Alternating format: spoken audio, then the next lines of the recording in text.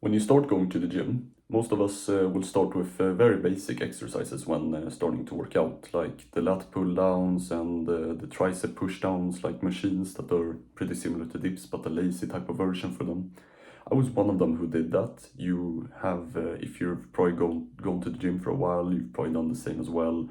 And I'm assuming if you're a beginner as well right now, you're probably still doing these lat pull downs and all of those machines. So when I did it, my core strength and my strength in general was still extremely weak. My gym progress did not go up that much, even when I used to do all of these so-called machine exercises, lat pull downs, and all of those which expected me to do strength. The only time where I started to gain a huge amount of progress was when I started to do body weight training, and more specifically, not the type of body weight, the basic ones like push-ups, but more like when it came to other exercises like the pull-ups and those type of exercises. And here is where I'll go over to you why you have to start doing more of these body weight trainings.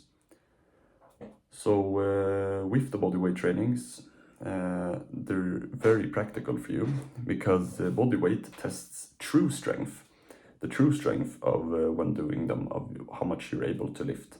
This is why, for example, in many military branches, when they do their physical fitness tests, they will use body weight exercises to test to see, and not how much you can bench, for example. Sometimes they'll use the bench, but they won't see how much you can do on, for example, your flies, because it's not really a way to test your true strength. So there's two types of strengths that you can test. You can test relative strength and you can test absolute strength. So absolute strength means how much a person can lift for one repetition.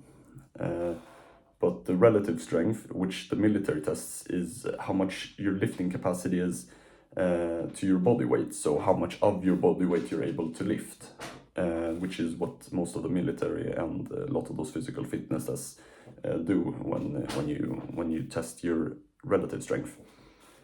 So when you do bodyweight training, you test your relative strength in huge powerlifting areas. Most of the time, in powerlifting, you train your absolute strength and not that much of your relative strength, how much of your body you can lift, for example.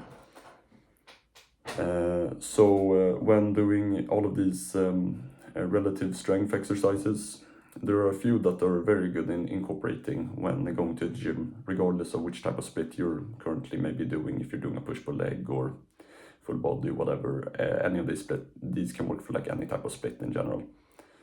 So the first exercise that's very practical is pull-ups. So those are used to train the lats and a big part of your back. They train the back very well. They make it stronger, and it makes it wider and usually like a lot bigger. So how pull-ups are done usually, I don't have a pull-up bar really in this house, but how you do pull-ups in general is you have the two hands, and then they're in a bit of a wider stance, and then what you're supposed to do is that you're in a wide stance all the way down, and then you pull yourself up to the bar, and then you do the pull-ups.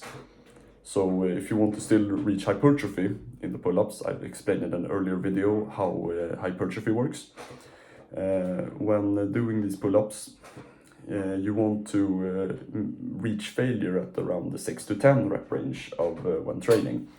And if you have managed to do more than usually 10 reps when doing the pull-ups, you should consider adding more weight to your pull-ups. And it can be 5 kilos, 10 kilos, 15 kilos, depending, as long as you start reaching failure at around 6 to 10 reps.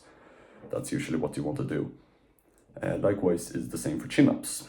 Chin-ups are very similar to pull-ups, but instead of having your grip this way, the hands are almost like towards you when you pull up, and you have not as of a wide of a grip, but you have a lot more closer grip with around shoulder width.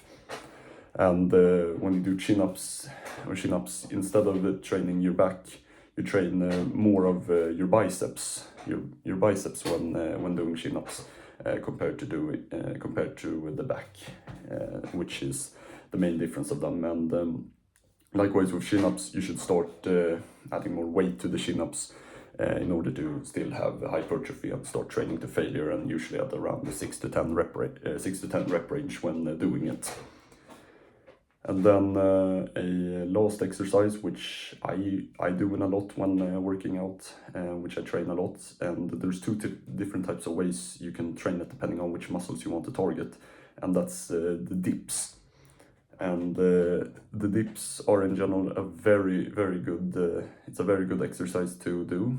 You can train your triceps if you do dips more straight, but if you lean your body and your chest down a bit more, you can start targeting your chest a lot more when doing the dips, and less of the triceps when training.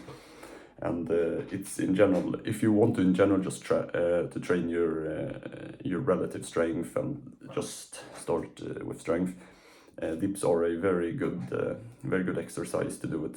I personally do not recommend doing them for chest, as there's a lot of usually better exercises like doing the bench press or those type of exercises for practicing the chest. But for training triceps, dips are a very functional exercise, and it's a very easy way to train your triceps on compared to other types of muscle groups.